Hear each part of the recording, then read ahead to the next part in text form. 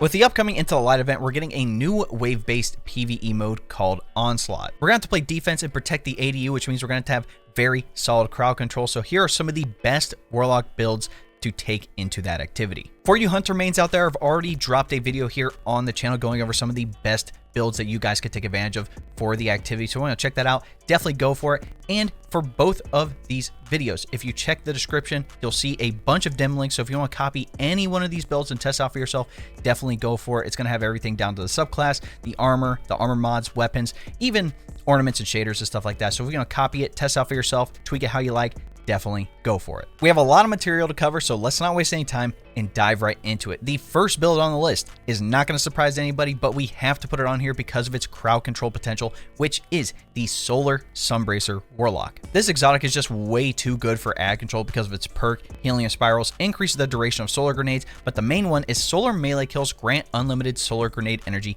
for a brief time. So once you get that powered solar melee kill, you can throw out a bunch of grenades on the field. Now I have two setups under the subclass. One's going to give you restoration ×2, but is a little more difficult to set up. The other one's going to give you restoration ×1 and is a lot easier to set up. So whichever one you decide to use, both are going to be fine. Obviously for the super, we're going to be using Well of Radiance. Again, we definitely want to protect ourselves, protect our teammates, and protect the ADUs. So the longer we can survive, the better. For my abilities, I'm using Phoenix Dive with Burst Glide, but you can use what you like. I like Incinerator Snap, but if you want to use Celestial Fire, go for it. I just like the option of having basically a free ignition if I'm up close and personal to a target. And then for the grenade, obviously use the solar grenade. For aspects, we're using Touch of Flame for the solar grenade bonus. Again, it's going to last longer and emit lava blobs. And then for heat rises, there's a couple things here, being able to float midair, fire your weapons, throw things, get melee energy back from final blows, and also give us heat rises by consuming our grenade, and that is going to be important for the setup. For our fragments, first up, Ember of Empyrean. As long as we continue to get solar weapon and ability final blows,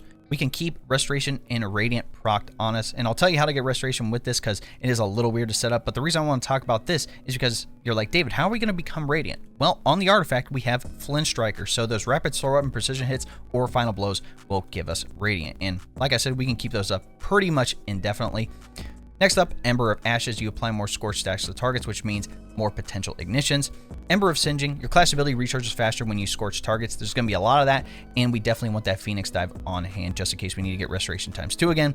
And then for the last one, there's two options. Well, technically there's three options here for me. Ember of Wonder. I really like this one for this season in particular because rapidly defeating multiple targets with solar ignitions generates an orb of power, and there's going to be a way we can cause ignitions on the artifact as well extremely easily. So having a free orb of power is pretty good. I also like Ember of Benevolence. Now this is a really good team play one. So applying Restoration, Cure, or Radiant to allies grants increased grenade, melee, and class ability regeneration for a short duration, and you're pretty much going to be near your teammates, fairly often. So you applying one of these buffs to a teammate is going to happen pretty regularly, or you could go with Ember of Souls. Radiant and Restoration effects applied to you having an increased duration. Now, how you set up Restoration ×2 for this first setup is you're going to want to consume that solar grenade, which is going to give you heat rises. Now, the reason this is important is because with Phoenix Dive, while you have heat rises, you gain Restoration while diving and scorch targets upon landing. You get Restoration ×2 for 2 seconds. So usually what people do is they'll consume the grenade, they'll jump above a target, they'll use the melee on some targets, and then Phoenix Dive down. The reason you want to do this is because the solar kills you get right there will actually extend Restoration even farther, so there's more of a gap for you to be able to get kills so you don't lose out on Restoration ×2 on the downfall. And then if you get a kill, then you can toss out a bunch of solar grenades, get some kills with some solar weapons, and you can keep up those things indefinitely with Ember of Empyrean. For the second setup, all we really changed is that we switched out Phoenix Dive for the Healing Rift, and for these two fragments down here. First up, we have Ember of Searing. So defeating scorched targets grants melee energy and creates a fire sprite. So we can get that melee back faster, so we can proc Sunbracers to toss out more solar grenades, and Ember of Mercy. The reason you want these two together is because when you revive an ally, you and other nearby allies gain Restoration. That's fantastic, but the second one is the really important one and the one that they fixed in a recent patch, a couple patches ago, but picking up a fire sprite grants Restoration. It used to take your timer back down to 2 seconds, but now it actually stacks on. So if you collect a couple of fire sprites, you can have pretty high Restoration ×1. And again, with Ember of Empyrean, all you have to do is get solar weapon and ability final blows, and you can keep that up indefinitely. This is a lot easier than the other setup, so if you want to use this one over that, again, that's up to you. Now for the artifact setup outside of Flint Striker, I'm putting on Kindling Trigger, Torch, and also Raise Precision. These all gain bonuses from Radiant, being able to cause ignitions on headshots, bonus damage to targets affected by Strand and Stasis debuffs, and scorching unscorched targets while we are Radiant. I also like Pillar of Ice and Hail the Storm since I am using Conditional Finality, but if you are using a different Stasis primary, again, these will still totally be fine. I just like it for the crowd control aspects. Obviously, Revitalizing Blast so we can weaken those champions and bosses with our solar abilities, aka toss a bunch of solar grenades on them.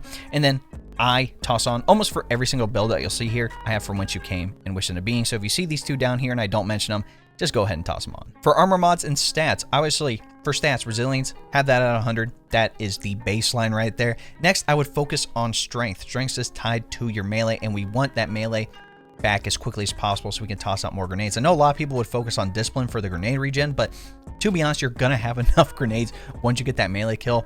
Having a high Discipline over Strength isn't extremely necessary, so Resilience and Strength are the big ones.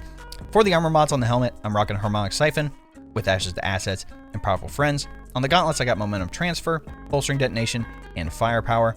On the chest piece, I'm rocking Double Harmonic Reserves and Arc Resistance, but you can switch some of these ones out if you'd like. On the boots, I still have Recuperation for the health back on Orb pickup, just in case things get a little dicey. Also have double Solar Weapon Surge for that bonus solar weapon damage. And then on the class item, I got Time Dilation, Powerful Attraction, and Outreach. For weapons, Conditional Finality is just way too good, stopping unstoppable champions, giving us the Stasis portion on the artifact, and then also the solar portion as well, because we get a multi-kill with the Ignition. We gain Radiant from that. Again, if you have a fusion rifle with chill clip like Deliverance or Riptide, the one from the Crucible, that'll be good. If you wanted to go with Scatter Signal, this one's great, especially with Slice for that Strand debuff, so we can take advantage of Torch. I would recommend taking off Pillar of Ice and Hail the Storm and putting on Unraveling Orbs and Horde Shuttle. For the energy weapon, your favorite solar primary is going to work here. Anything with Incandescence is going to be fantastic. I have the Summoner Adept. This one's great. I love this thing. It just feels really good, especially with Overflow. It makes the magazine ginormous. But also Callous Mini Tool, Abyss Defiant, Epitell Integration. Those things are great. If you want to use something like Sunshot, you totally can. Sunshot would be fantastic to stop unstoppable champions. So those will be good options. And in the heavy slot, use your favorite solar heavy. Apex Predator is great. If I need a Precision, Briar's Contempt, Cataclysmic. Or if you want to use Dragon's Breath is very good this season. And you can also look into using Argent Ordnance. The next build I'm going to be looking into using is the Strand Warlock paired with the Swarmer's Exotic Boots. This perk, destroying a Tangle spawns a Threadling, and your Threadlings unravel targets that they damage. Now, the unravel portion with this exotic is going to pair extremely well with the artifact and a couple other things under the subclass this time around. Under the subclass, obviously Needle Storm is going to be fantastic for both single target damage and taking out a bunch of ads simultaneously. For the abilities, I'm going with the Healing Rift with Burst Glide. We have the only melee, which is Arcane Needle. This will also unravel targets. And I'm going with the Grapple for the Grapple melee, but if you want to switch this out for something like the Threadling Grenade, again, that's totally fine. For aspects, we're going to be going with the Wander, which makes our Tangle fly straight and does a suspending detonation where you throw it at a target or shoot at it, which is fantastic. And Threadling Final Blows will also create a Tangle. And then the second one we have is Mind Spelling Invocation, which gives us a variety of bonuses to our grenade options. For the Grapple, if we use the Grapple melee, it'll spawn 3 Threadling eggs, or if you have the Threadling Grenade, you can consume it and get 5 perched Threadlings. So once you shoot a target, those Threadlings will actually unperch and go attack the target that you're shooting. For fragments, we're going to be going with Thread of Generation. So dealing any damage generates grenade energy, which means we can get that grapple back pretty quickly. Next, Thread of Warding. Picking up an Orb of Power grants Woven Mail. Again, we definitely want that extra damage resistance on top of the 100 resilience. Next, I like Thread of Evolution. So Threadlings travel farther and deal additional damage. These got buffed last season. They got a 33% damage buff, so Threadlings are pretty solid in PvE right now. And then lastly, I personally like Thread of Continuity, so any Strand debuff has an increased duration, so the suspend effect and the unravel effects that we're going to be causing will have increased duration. Under the artifact, we have the solar and the Strand portions here that'll end up combining together. So we're going to be using Flame Fiber and Freeze for the solar and Strand Siphon mod on the helmet. For the solar portions, again with Flint Striker, we're going to be using solar weapons so we can get Radiant, which again will allow us to proc Kindling Trigger, Torch, and Raise Precision. Again, having Ignitions to clear out a room is pretty good, but Torch is going to be pretty important because as long as we're Radiant and we have a Strand debuff on a target, we get free weapon damage. And it's literally gonna be free because number one, Unraveling Orbs, picking up an Orb of Power grants Strand weapons unraveling rounds. So on top of everything else unraveling targets, including our melee, our Threadlings, and weapons now, we can get that bonus damage from Torch, but also with Horde Shuttle. This one's very interesting. Damaging unravel targets with a weapon occasionally spawns a threadling, and as you know, threadlings will unravel targets because of swarmers. So if that threadling decides to attack a boss, for example, that's already unraveled, it'll re-proc unravel, and as long as you continue to do damage to that target, it'll continually spawn threadlings. It's basically an unending loop of threadlings. Then obviously go ahead and toss on from whence you came and wish into being. For armor mods and stats, obviously you definitely want 100 resilience here, and the second option I'd focus on is discipline. Discipline is tied to how fast we can get that grapple or the threadling grenades back, and we definitely want that back as quickly as possible because that's going to be one of the bigger ways that we're going to be able to create threadlings on the field, so we definitely want that. For armor mods, on the helmet, I'm using the Solar Strand Dual Siphon so we can create orbs on a Rapid Solar and Strand Weapon Final Blows. I'm also using Heavy Ammo Finder here as well. On the gauntlets, I got Impact Induction with Momentum Transfer and Focusing Strike. On the chest piece, I like Solar Reserves, and you can put on whatever resistance mods that you want. I just ran out of space here. On the boots here, I'm using Recuperation with the Solar and Strand Weapon Services. I'm going to be using both weapon types here pretty consistently. I definitely want that bonus weapon damage, even if it is only ×1. And then on the class item, I got Time Dilation with Powerful Attraction and Outreach. For weapons in the primary slot, I'd recommend Scatter Signal or a Strand Fusion if you have one. The reason Scatter Signal is so good is because of Slice. So once we use our class ability, we can now sever targets with this fusion rifle. And if you remember in the artifact, if we collect an Orb of Power, it'll also give us unraveling rounds on this fusion. So now we can cause 2 types, and if a target's already being damaged by Unravel, being able to Unravel, Sever, spawn a Threadling, re-proc Unravel, and just basically create a bunch of threadlings from using one weapon is going to be fantastic. Control burst is really good too, having really good boss damage. As long as I hit every shot on that initial burst, we're going to be having that really good damage. For energy slot, use whatever your favorite solar primary is. I personally like Sunshot here in this slot, being able to stop unstoppable champions with Unstoppable Hand Cannon on the artifact. But like I said, if you want to use Callous Mini Tool, Summoner, Abyss Defiant, Epitell Integration, all have Incandescent. Again, totally go for it. And obviously, for the heavy slot, use your favorite solar. Like I said, if you have a Rocket, Apex Predator, or Precision, I got this Crafted Browse Contempt Cataclysmic. Use your favorite. Moving on to the next build. This one's probably going to be one of my favorites to use here under the Stasis subclass, which is going to be the Bleak Watcher turret setup with the Osmiomancy gauntlets. With its perk, Fervor Cold Snap, your Cold Snap grenades have an additional charge that recharges quicker on direct impact. The Seeker, spawned from Cold Snap grenades, travels farther. Now, we're not really going to be using the Cold Snap grenade in particular because we're going to be focusing on the Bleak Watcher. What Bleak Watcher does is you can actually hold your grenade button to convert your grenade into a stasis turret that you can throw out, and that'll fire slowing projectiles at nearby targets that will eventually freeze them. So this is going to be really great for crowd control. Obviously, Winter's Wrath is going to be pretty solid here for ad control and stopping unstoppable champions. It's going to be pretty solid. For abilities, we're going with the Healing Rift, Burst Glide, Penumbral Blast, it's the only melee, and obviously the Cold Snap grenade. The other aspect we're going to use is Ice Flare Bolts. Shattering a frozen target spawns Seekers that track and freeze other nearby targets. This one's going to be extremely good for crowd control because once we freeze a target with either our melee or the Bleak Watcher and we kill that target, it'll send out essentially what equates to a Cold Snap grenade to the next target and freeze that target. So it's going to be super good for controlling the field. For our fragments, first up, Whisper of Refraction. Defeating slowed or frozen targets grants you class ability energy. So if we want that Healing Rift back fast, we can totally do so. Next, Whisper of Durance. Slow that you apply to targets lasts longer. For those abilities that linger, their duration will also increase. Pretty much allows those targets to stay at bay a little longer than usual. Next, Whisper of Shards. I'd only recommend using this one this season because of some of the artifact perks, which I'll talk about, but shattering a stasis crystal temporarily boosts your grenade recharge rate. Shattering additional stasis crystals increases the duration of this benefit, and there's going to be a way we can actually create stasis crystals pretty easily. And then lastly, Whisper of Chains. While you are near frozen targets or near a friendly stasis crystal, you take reduced damage from targets. Again, it's free damage resistance, even if you have 100 resilience. The artifact combines the solar and the stasis portions extremely well. Again, Flame Fiber and Freeze for the solar stasis siphon mod, but for the stasis portion, with Pillar of Ice, defeating a frozen target spawns a stasis crystal.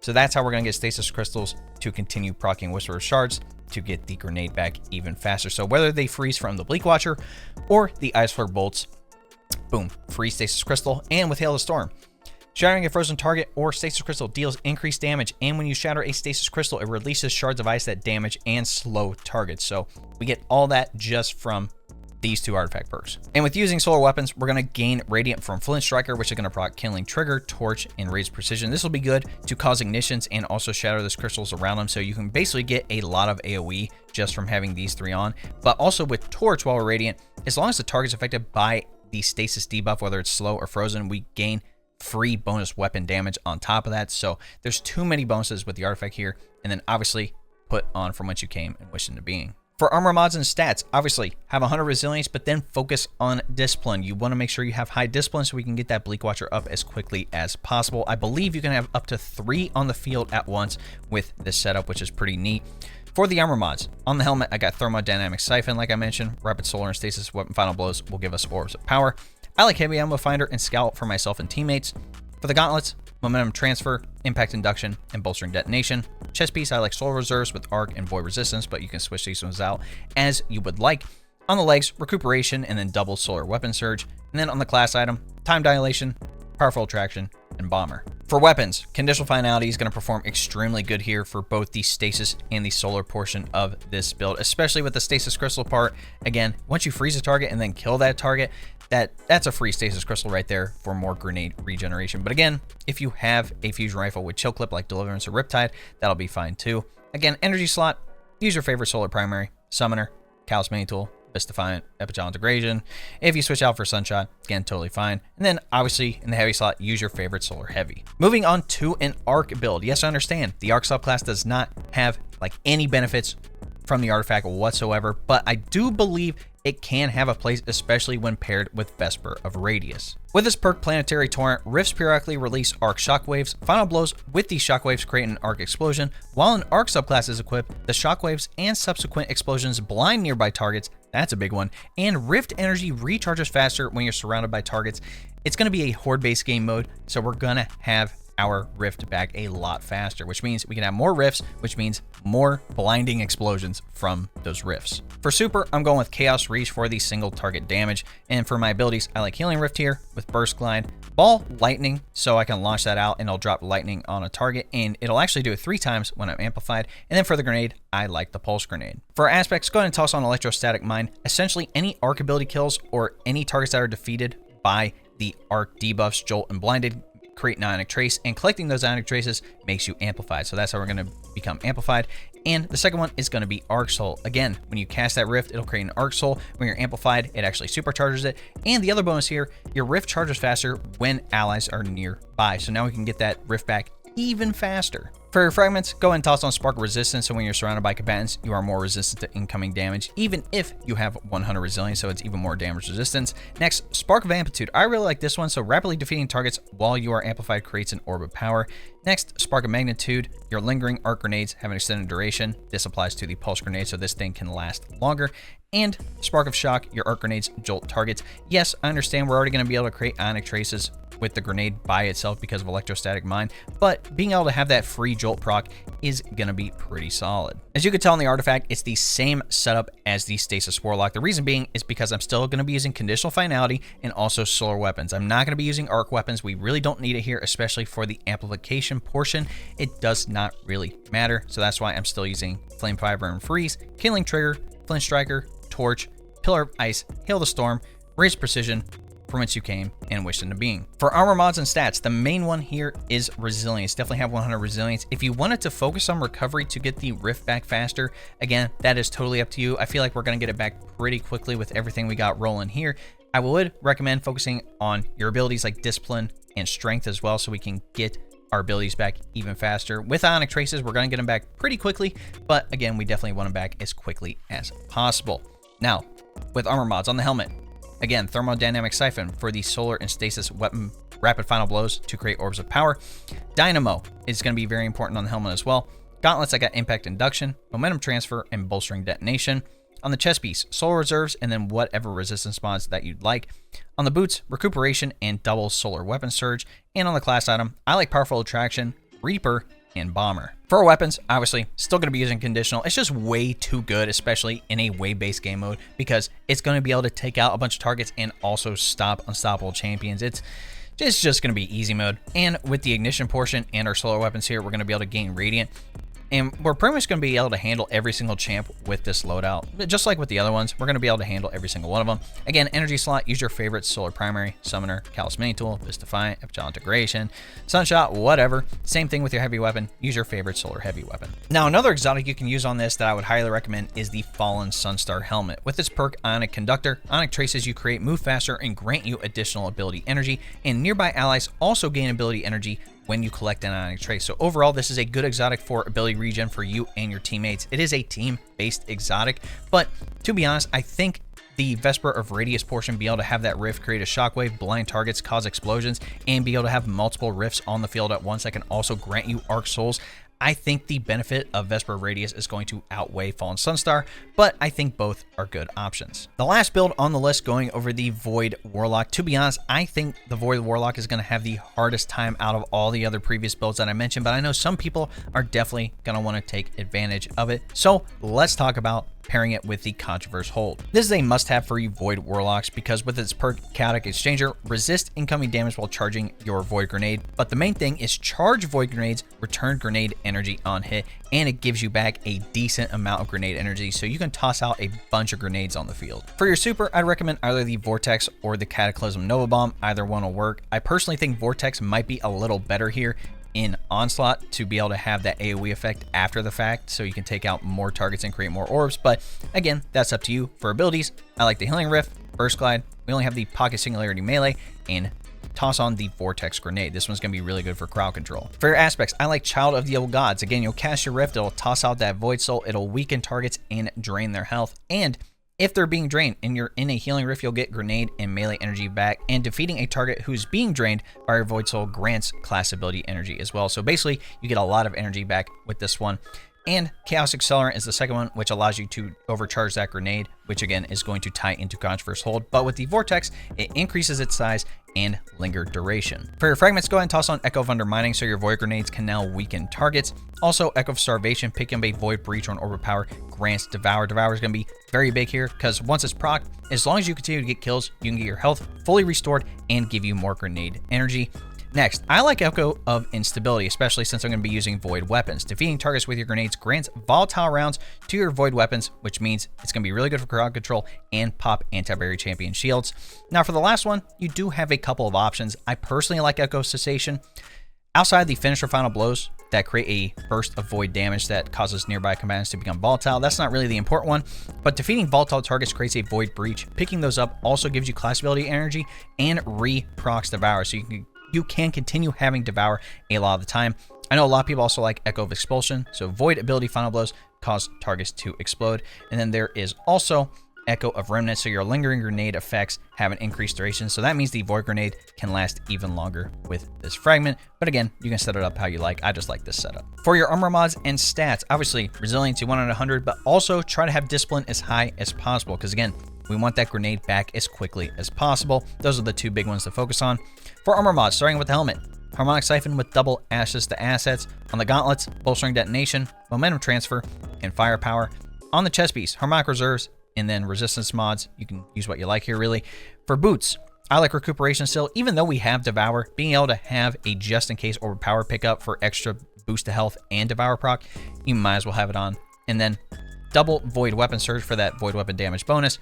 Then the class item, I like Time Dilation with Reaper and Outreach. Now the artifact really isn't friendly toward the Void subclass, but I'm still going to be using Conditional Finality, so I can become Radiant on an Ignition multi-kill, still gain that bonus damage from Torch as long as my teammates have Strand or Stasis, applied to a target, and then also Pillar of Ice and Hail of Storm can still take advantage of that first conditional shot. All the other ones you can kind of choose what you like, but I still like From Whence You Came and Wish Into Being here. For weapons, obviously, like I said, I still want to use conditional to take advantage of the artifact perk bonuses. It's really tough with this one because there aren't a lot of options. Like, yeah, I could use solar weapons here if I really wanted to and, put on, Flame Fiber and Freeze, Razor Precision and all that. But I really wanted to use void weapons with this, specifically on the energy weapon slot because of Repulsor Brace. Now, defeating a void debuff target grants an overshield that lasts for an improved, well, it's improved because it's an enhanced trait, but you get a void overshield. And the reason this is going to happen is because we're going to get those volatile rounds once we get that grenade kill with Echo of Instability. So we're going to have a free overshield with Devour on this subclass. So there are some really good survivability aspects available with this. As long as you have a void weapon with Repulsor Brace, you'll be set. And again, for your heavy, use your favorite void heavy weapon. I have this Regnant here with auto-loading, explosive light, and then also retrofit escapade, certified hood classic, 4 times a charm, and target lock. But if you have a different favorite void one, again, definitely toss that one on. Now, if you didn't want to use Controverse Hold, you could look into using the Briar Binds. Now, this is a new exotic that came out with Season of the Witch. So it's perk 1 with the Void. Your Void Souls have a longer duration. They also gain escalating damage and durability as they defeat targets, and you can retrieve your Void Souls by interacting with them, allowing them to be redeployed, and you can have multiple Void Souls on the field at once. So with this exotic, it can be good for ability regeneration, weakening targets, just good crowd control overall. So this is an option for an exotic if you didn't want to use the Controverse Hold. But that, ladies and gentlemen, are the Warlock builds I recommend you taking to the new wave-based PvE mode coming with Into the Light, Onslaught. Like I said in the beginning of the video, if you want to copy any one of these builds, the dim links for all of them will be in the description. If there's something that you like using in particular on any one of these builds, go ahead and put it on, test it out for yourself. And again, let me know in the comments. Again, I'm testing stuff out in this game all the time. These are just my recommended ones. Who knows? There could be a sleeper build out there somewhere for Onslaught. In any event, if what you saw was valuable or entertaining to you, be sure to drop a like on the video, subscribe to the channel, and turn on that notification bell so you don't miss out on any other gaming content that I drop here on the channel. Like I mentioned, we do live streams here on YouTube, Twitch, and TikTok all at the same time, a couple days a week. If you would like some updates, again, be sure to follow the Twitch, join the Discord. That link will be in the description. We do run Destiny 2 help, so if you do need help with GMs, dungeons, raids, whatever we're doing during the day and you want to hop in, again, hop in the chat, hop in the Discord. We can help you out. Last thing before I go, if you want to help support the channel even more, you can look into becoming a member. A membership is essentially a Twitch subscription, but on YouTube. It's actually cheaper on YouTube, which is just hilarious in any event. The main thing is that you get access to exclusive emotes, monthly badges, and other cool things here on the channel. Mainly, you get access to some of my exclusive content early. So if you would like more information, all you have to do is press the join button next subscribe, and I'll give you a rundown with all the details you need. All right, ladies and gentlemen, Spinning Boy. We'll catch you in the next one. Cheers!